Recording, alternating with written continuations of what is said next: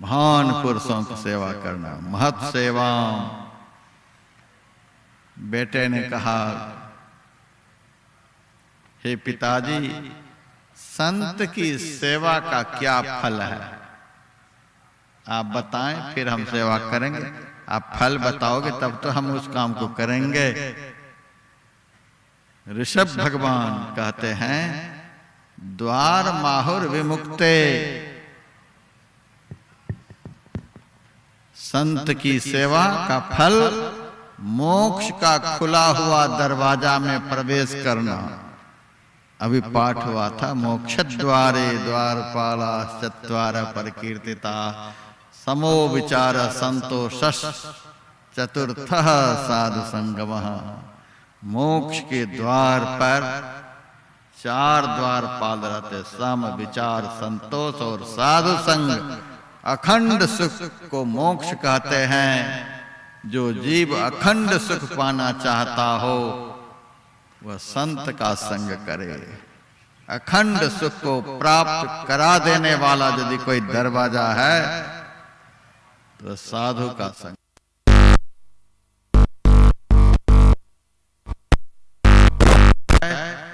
मोक्ष का खुला हुआ दरवाजा है।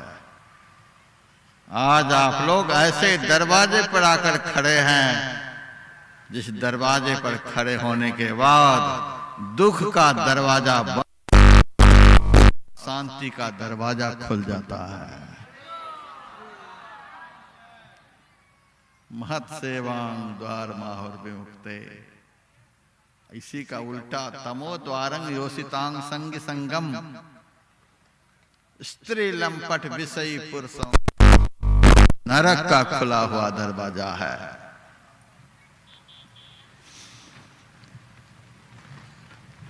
नरक में जाने से पाप घटता है।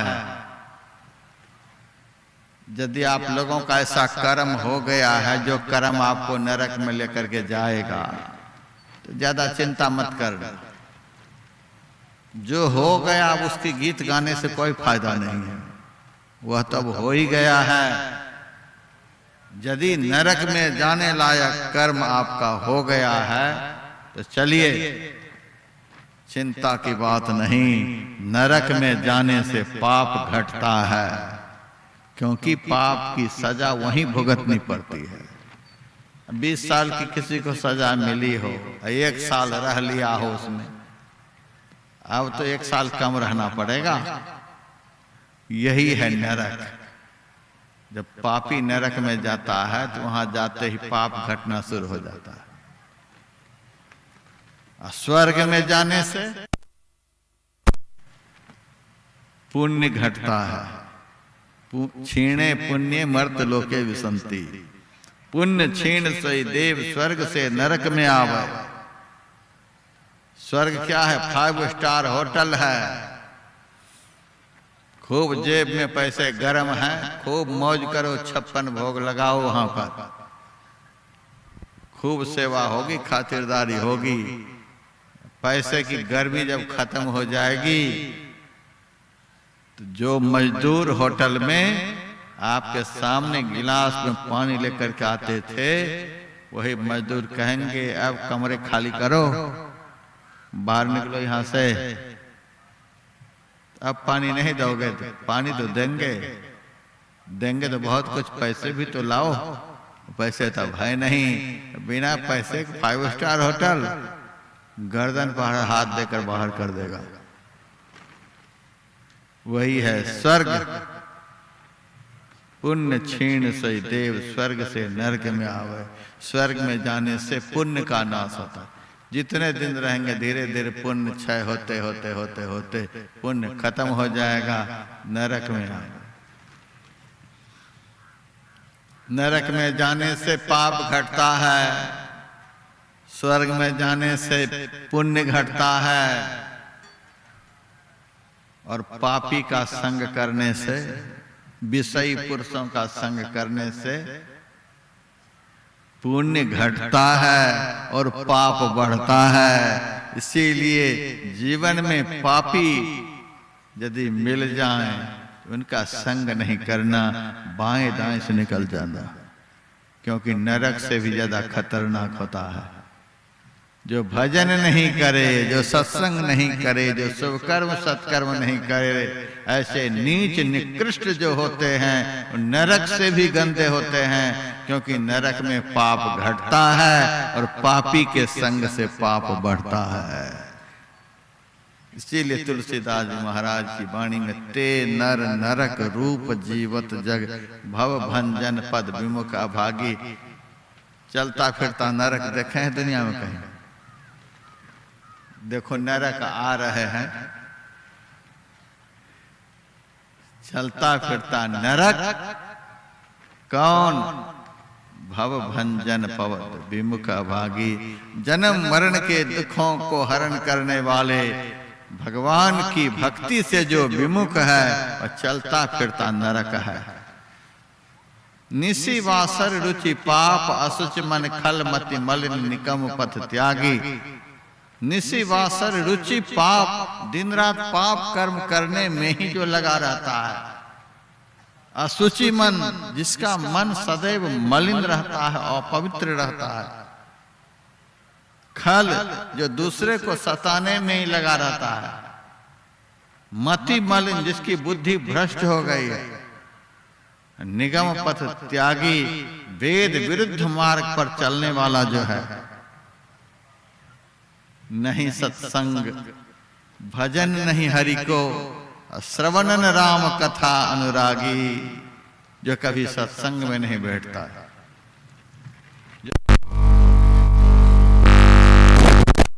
का कान भगवान की कथा से प्रेम नहीं करता। श्रवणन राम कथा अनुरागी। सुत बितदार भवन ममता।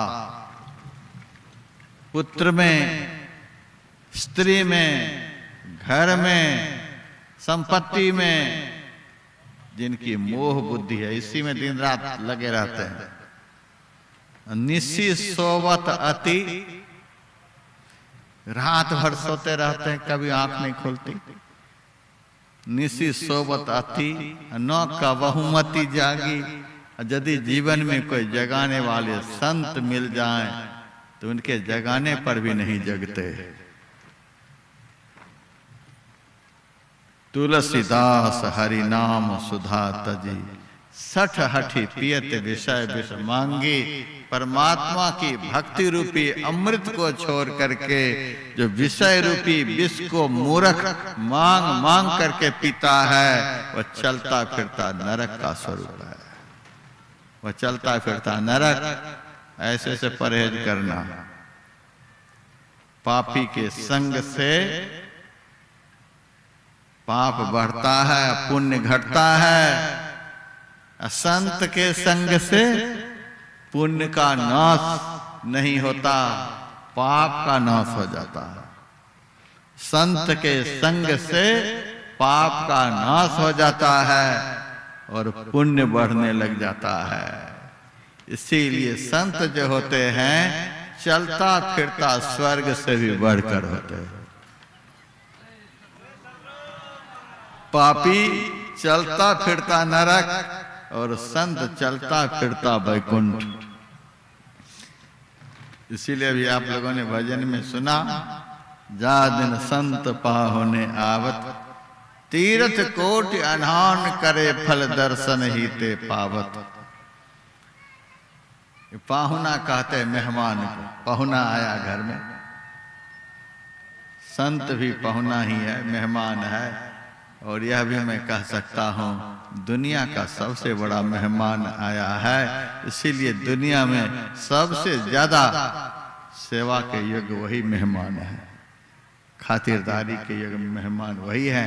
ज्यादा हठ मत मचाना चाहिए। संत के साथ ज्यादा हठ मत मचाना चाहिए। कोई कहे यहाँ रहो, कोई कहे वहां रहो, कोई कहे वहां रहो, कोई कहे वहां रहो। अरे इन सब चक्कर में पड़े हो। दुनिया का सबसे बड़ा मेहमान आया है, अपना हट क्या दिखलाते हो। दुनिया का सबसे बड़ा मेहमान आया है। दुनिया के सब लोग मिलकर के उनकी खातिरदारी में अपने प्राण को झोंक दो। दिमाग खराब हो गया सत्संग करते करते। दुनिया का सबसे बड़ा मेहमान संत होता है। सारा समाज एक साथ होकर के उस संत के चरणों की सेवा में लग जाओ। वे अपने मौज उड़ाने के लिए नहीं आए। तुम्हारे जीवन का जो मौज खत्म हो गया है, तुम्हारे जीवन में मौज पैदा करने के लिए आए हैं। जा दिन संत पाहुने आवत। क्या परिणाम है इस पहुना के आने का? तीर्थ कोटि अनहान करे फल, दर्शन ही ते पावत। करोड़ों तीर्थों में स्नान करने का जो फल है, उनके चरण के दर्शन से ही प्राप्त होता है। पहुना लोग सब दामाद को भी कहते हैं पहुना आए हैं, जमाई आए हैं। एक सत्संगी के घर गए, हमारे आने से बड़े खुश हुए। जब दामाद आए तब वे कहते महाराज थोड़ी देर के बाद आएंगे, हम छिप जाते हैं। क्यों? वो आ गए, कुछ ले जाएंगे। जम आ गए, जमाई नहीं है, जम आ गए। पता नहीं क्या क्या वो लेकर के जाएंगे। कम से कम 2 दिन के लिए जो बेटी आई है, उससे जो खुशी है उसको भी लेकर के जाएंगे। अब ये जम आ गए, ये जमाई नहीं है, ये जम आ गए। साधु के आने से खुशी का संचार होता है। जमाई के आने पर ससुर का माथा गर्म हो जाता है, पता नहीं अब क्या लेकर के जाएगा। जम आ गए। तीर्थ कोटि अनहान करे फल, दर्शन ही ते पावत। करोड़ों तीर्थों में स्नान करने का फल उस चरण के दर्शन से प्राप्त होता है। देखो ये पाहुना कैसा है। सूरदास जी लिखते हैं, नेह नयो दिन दिन प्रति उनके। नेह नयो दिन दिन प्रति उनके। उनके अंदर में परमात्मा के प्रति नया नया प्रेम उमड़ता रहता है। संत के दिल में प्रेम कभी सड़ता नहीं, प्रेम कभी मरता नहीं, प्रेम कभी कमता नहीं। जिनके अंदर का प्रेम सदैव पूर्णिमा के समुद्र के समान उमड़ता रहता है। नेह नयो दिन दिन प्रति उनके। चरण कमल चित लावत। मन बच कर्म और नहीं जानत, सुमिरत और सुमिरावत। मन वचन कर्म से वे दुनिया में कभी अपने मन को नहीं लगाते। एकमात्र परमात्मा में ही जो सदैव अपने मन को लगाए रहते हैं। दिन रात उन्हीं के सुमिरन में जो लगे रहते हैं, चिंतन में लगे रहते हैं, वो संत पाहुना। उनके आने का फल देखिए, 2 शब्द है, सुमिरत और सुमिरावत। वे तो दिन रात परमात्मा के चिंतन में डूबे रहते हैं, दिन रात उन्हीं के सुमिरन में लगे रहते हैं। आप जो भगवान का सुमिरन छोड़ दिए हैं, वो पाहुना यदि आपके घर में आ गए तो आपके भी छूटे हुए सुमिरन को वे चालू कर देंगे। सुमिरावत, आप जो भूल गए हैं भगवान को, भूले हुए भगवान को आपके घर याद दिलाने के लिए आए हैं। सुमिरत और सुमिरावत। मिथ्यावाद उपाद रहित हुए, विमल विमल जस गावत। माया मिथ्यात्ववाद से ऊपर उठे हुए, माया में जिनकी आसक्ति नहीं, मोह में जिनकी आसक्ति नहीं। आज पद के लिए, प्रतिष्ठा के लिए, पैसे के लिए महात्मा पागल बने बने फिर रहे हैं। पद के लिए, प्रतिष्ठा के लिए लाठी के हाथ से पद लेना चाहते हैं, जातिवाद के आधार पर पद लेना चाहते हैं, व्यक्तिवाद के आधार पर पद लेना चाहते हैं, पैसे के जोर पर पद लेना चाहते हैं। कमाल हो गया। इस बार कुंभ के मेले में कई एक महात्मा करोड़ करोड़ रुपए खर्च किए और जगत गुरु का उपाधि ले लिए। 5 करोड़ खर्च कर जगत गुरु की उपाधि ले ली। 50-60 हजार रुपए खर्च करो महर्षि की उपाधि ले लो, 1 लाख रुपए खर्च करो परमहंस बन जाओ। संत मत का प्रचार हम लोगों से नहीं, इन एजेंटों से नहीं, ये कैंडिडेट से नहीं, संत मत का प्रचार आप लोग जो इस पंडाल में धूप में तप रहे हैं आप लोगों से होगा, आप लोगों से होगा, हम लोगों से नहीं। हम तो टेंशन के विषय हैं। आज हमारे लिए यहाँ कमरा खोजो, वहाँ कमरा खोजो, वहाँ ये व्यवस्था करो, वो व्यवस्था करो। आप लोगों के लिए पंडाल बना हुआ है, आप लोगों के लिए यहाँ के आयोजक को कोई टेंशन नहीं, हमारे लिए टेंशन है। जो समाज में टेंशन को पैदा करे वो साधु नहीं हो सकता है। मेरे पास एक भगत आए, बाबा आपको इस घर में कोई तकलीफ हो रही है? हमने कह दिया हम सत्संग करने के लिए आए हैं, कमरा देखने के लिए नहीं आए हैं। कमरा तो आप लोग हरिद्वार में आकर के देखिए हम कहाँ रहते हैं। यदि कमरा का आनंद लेने के लिए हम बिहार आते तो शायद बिहार में वैसा कमरा नहीं मिलता है जैसे कमरा में हम हरिद्वार में रहते हैं। यदि सुविधा के लिए हम बिहार आते तो जिस सुविधा में हम रहते हैं बिहार में वैसी सुविधा कोई दे नहीं सकता है। यदि पैसे के लिए हम बिहार आते, मैं इस मंच पर से कहता हूँ 1 मिनट के लिए गुजरात में किसी के गद्दी पर चरण रख देता हूँ तो झोली भर 500 की गड्डी भर देते हैं। आप लोग क्या देंगे हमको? पैसे के लिए आते हैं? नहीं नहीं, गुरु महाराज जिस बाग को कठिन परिश्रम से 100 साल में सजाए हैं उस बाग में पानी देने के लिए आए हैं और किसी लिए नहीं।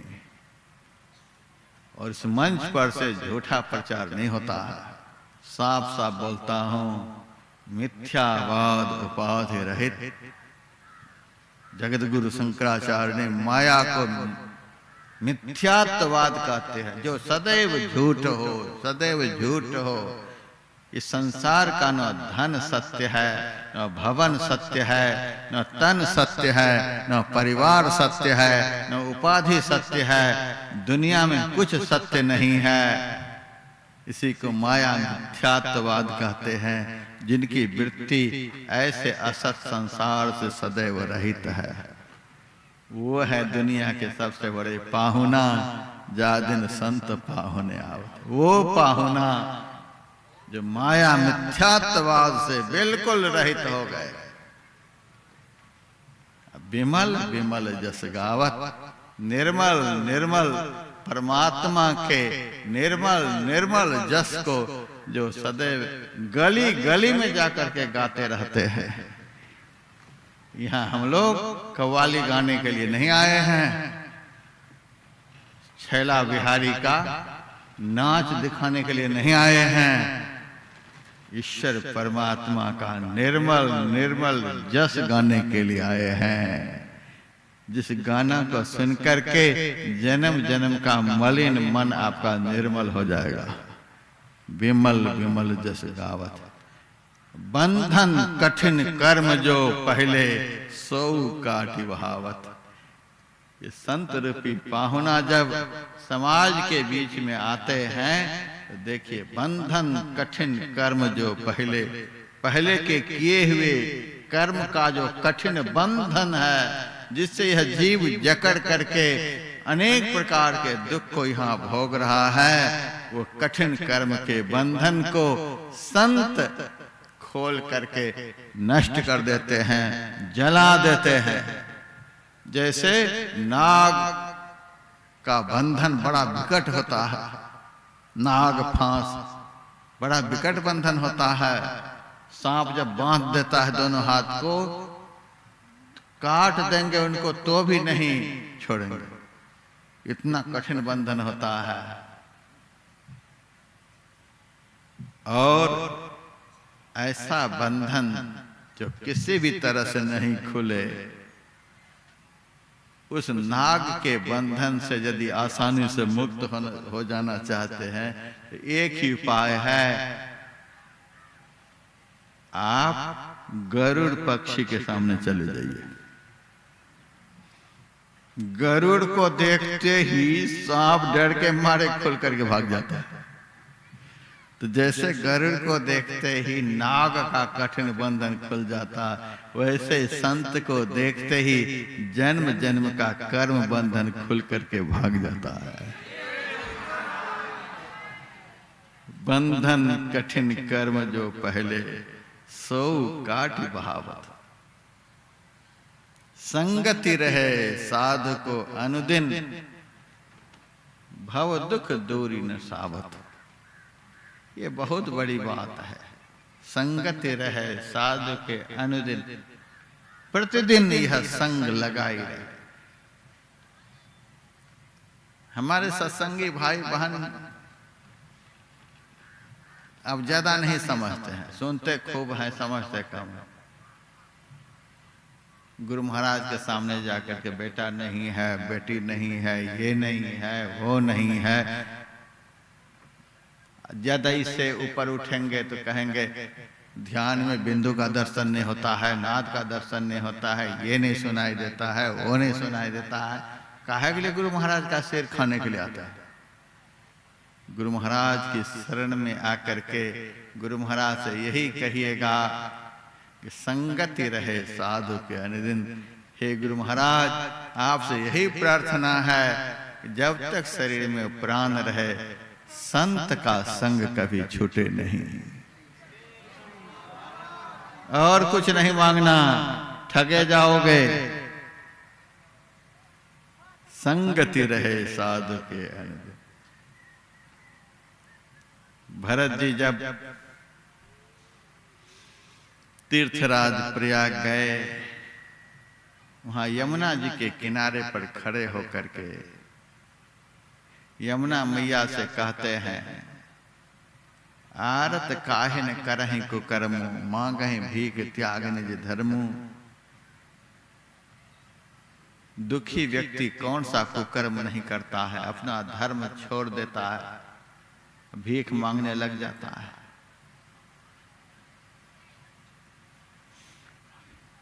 यमुना मैया कहती है कि भरत, तू मेरे सामने आकर के ये क्या सब बोल रहे हो? आरत काहे न करहि कुकर्मु, मांगहि भीख त्याग निज धर्मु। तुम दुखी हो, क्या भीख मांग रहे हो यहाँ करके? कहा मैं बहुत दुखी हूं, कुकर्म हमारे द्वारा यही हो रहा है कि तुम सूर्य की बेटी हो, यमुना सूर्य की बेटी है, और हमारा भी जन्म सूर्य वंश में हुआ है। इसीलिए इस नाते से हम दोनों भाई बहन हुए। कभी भी बहन से कुछ लेना नहीं चाहिए, यह शास्त्र का धर्म है। बहन को देना चाहिए। आज हम अपनी बहन से मांगने के लिए प्रयागराज में हाथ जोड़ करके खड़े हैं। यमुना मैया कहती है कि भैया तू मेरे से क्या मांग रहा, बता, सब दूंगी आज। और भरत जी कहने लगे, अर्थ न धर्म न काम रुचि, गति न चाहो निर्वाण। बहन, हमें धन नहीं तुमसे चाहिए, मैं धर्मात्मा भी नहीं कहलाना चाहता हूं, धर्म भी नहीं चाहता, मनोरथ की सिद्धि भी नहीं चाहता, हमें यह हो जाए, हमें वह हो जाए, गति न चाहो निर्वाण, मोक्ष भी नहीं चाहता। यही तो चार चीज दुनिया में है, यही तो चार फल हैं, ये तुम चाहते ही नहीं, फिर काहे के लिए हाथ जोड़े खड़े हो, कहते हो भीख मांग रहा हूं। तब भरत जी ने कहा, जन्म जन्म रति राम पद यह वरदान नान।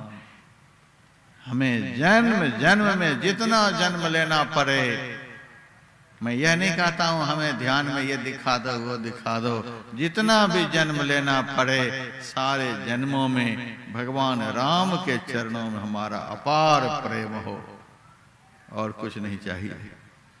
सीता राम चरण रति मोरे, अनुदिन बढ़े अनुग्रह तोरे। सीताराम के चरणों में अत्यंत प्रेम हो। अनुदिन, यही है संगति रहे साधु के अनुदिन। यहाँ भी यह शब्द है अनुदिन। सीताराम चरण रति मोरे, अनुदिन बढ़े अनुग्रह। दिन प्रतिदिन, दिन प्रति, अनुदिन का दिन प्रतिदिन, दिन प्रतिदिन राम के चरणों में प्रेम बढ़े। और यहाँ सूरदास जी कहते हैं दिन प्रतिदिन संत के चरणों में हमारा प्रेम बढ़े, संत के चरणों में हमारा प्रेम बढ़े। संगति रहे साधु के अनुदिन, संत के चरणों में यदि दिन रात प्रेम बढ़े तो होगा क्या? भव दुख दूरी न सावत। संत के चरणों का प्रेम आपके जीवन में ऐसा फल लाएगा, भव दुख दूरी न सावत। यह संसार जो दुख का घर है, इस घर में आना जाना ही बंद हो जाएगा। जिस घर में जीव को कभी सुख नहीं मिलता, उस घर में आना जाना ही बंद हो जाएगा। लोग हमारे पास आते हैं, बाबा ये आशीर्वाद, वो आशीर्वाद। क्या आशीर्वाद? पुत्र चाहिए, धन चाहिए, फैक्ट्री चाहिए, ये चाहिए, दुनिया का कुछ भी चाहिए। ये सब कहाँ रह करके भोगेंगे? दुनिया में रह करके। दुनिया को दुख का शाश्वत घर भगवान ने बताया है। यह दुनिया ही दुख का घर है। इस घर में हम आ गए हैं, यहाँ क्या मिलेगा? इस घर में तो भगवान के बाप को भी रोना पड़ा है, और आप चाहते हैं सुख भोगने के लिए। दशरथ जी का चरित्र पढ़िए, रोते रोते गए यहाँ से। भगवान कृष्ण के माँ बाप को कितना रोना पड़ा कंस के यहाँ। जिस घर में भगवान के बाप को रोना पड़ता, उस घर में हम आप जन्म लेकर के आनंद का बधावा बजाना चाहते हैं। हम तो साफ साफ कह देते हैं, यदि इस दुखमय घर से आप नहीं निकलना चाहते हैं तो दुख भोगने के लिए सर में कफन बांध लीजिए। इस दुख के घर से आप निकलना नहीं चाहते हैं तो दुख भोगने के लिए सर में कफन बांध लीजिए। और यदि इस दुखमय घर से आप निकल जाना चाहते हैं तो परमात्मा की भक्ति करने के लिए सर में, कमर में फेटा बांध लीजिए। इस संसार में दुख नहीं मिले, यह यदि चाहते हैं तो कमर में भजन करने के लिए, सत्संग करने के लिए फेटा बांध लीजिए। दूसरे काम के लिए नहीं। गेहूं पक रहा है, उसको काटने के लिए फेटा नहीं बांधिए, उससे दुख नहीं मिटेगा। सत्संग और ध्यान के लिए कमर में फेटा कस लीजिए। यदि यहां से नहीं निकलना चाहते हैं तो सर में कफन बांध लीजिए। महात्मा का सिर खाने के लिए नहीं जाइए कि महाराज यह दुख वह दुख। हम कहते हैं भजन करो, तब कहते हैं बाबा भजन आप करो, हमें यहीं रहने दो, माथे पर कोई भभूत छिड़क दो। हम कोई भभूत मार का महात्मा नहीं है। संगति रहे साध को अनुदिन, भव दुख दूरी न सावत। इस दुखमय संसार में, इस दुखमय घर में रहते हुए यदि आप आनंद का उपभोग करना चाहते हैं तो गुरु महाराज से यही प्रार्थना करना, संगति रहे साधु के अनुदिन। जिस संसार रूपी घर में जीव को सदैव दुख ही दुख मिलता है, उसी घर में आनंद के सरोवर भर देंगे संत। भव दुख दूरी न सावत। सूरदास या जन्म मरण ते, सूरदास या जन्म मरण ते, कितने कल्प बीत जाते हैं जन्म मरण के चक्र से छूटने में। लेकिन संत की दया हो जाए, संत का संग जीवन में प्राप्त हो जाए, सूरदास या जन्म मरण ते तुरत परम गति पावत, जा दिन संत पाहुने आवत। इसीलिए ऋषभ भगवान ने अपने पुत्रों से कहा था, बेटा महान पुरुषों की संगति करनी, दुष्ट का संग कभी नहीं करना, महान पुरुषों का संग करना। इस संग का परिणाम है कभी जीवन में बुरा दिन देखने को नहीं मिलेगा। हिरण्यकश्यपु हिरण्याक्ष कैसे बना संत के अपमान के कारण, और उन्हीं के घर में जब संत का अवतार हुआ तो राक्षस होते हुए भी मुक्त हो गया। हिरण्यकश्यपु हिरण्याक्ष का उद्धार किसने किया? प्रहलाद जी ने। वही हिरण्यकश्यपु हिरण्याक्ष दूसरे जन्म में रावण कुंभकर्ण बना है। रावण कुंभकर्ण का उद्धार कैसे हुआ? विभीषण की कृपा से। वही रावण कुंभकर्ण तीसरे जन्म में शिशुपाल दंत वक्र बना। उनका उद्धार कैसे हुआ? संत उद्धव जी की कृपा से। भगवान तो माध्यम बनते हैं, जीव का उद्धार तो संत से होता है। इसीलिए भगवान शिव शंकर ने कहा, गिरजा संत समागमा समन लाभ कछुआन। वैकुंठ में रहने वाले जय विजय का भला नहीं हुआ, विष्णु भगवान के साथ में रहने वाले का भला नहीं हुआ। गोलोक धाम में श्री दामा और राधा में वाद विवाद हुआ, साफा साफी हो गया। श्री दामा बन गया शंखचूर नामक यक्ष। श्री दामा ने साप दे दिया राधा को, तो राधा को भगवान कृष्ण से 100 साल का धरती पर वियोग हो गया। दर्शन नहीं हुआ राधा को कृष्ण का 100 साल तक। गोलोक धाम में ये दोनों रहते थे, लेकिन भला नहीं हुआ, पतन हुआ है दोनों का। ब्रह्मलोक चले गए थे 1000 अश्वमेध यज्ञ करके राजा श्वेत।